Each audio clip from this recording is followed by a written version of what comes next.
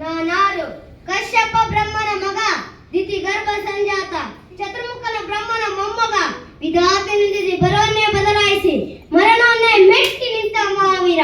ಆದಿತ್ಯ ಮುಖ ಅಟ್ಟಾಸನ್ನು ಸುಟ್ಟು ಆದಿತ್ಯನ ಅಟ್ಟಾಸನ್ನು ಮಟ್ಟಕ್ಕೆ ಸಾರಿಸಿ ಅತರ ವಿಕಲ ಸುತಳ ರಸಾಗಳ ತಳತಳ ಮಾತಳ ಪಾತಳಗಳನ್ನು ಪಾದದಡಿಯಲ್ಲಿ ತುಂಡಿಟ್ಟ ಪರಾಕ್ರಮಶಾಲಿ.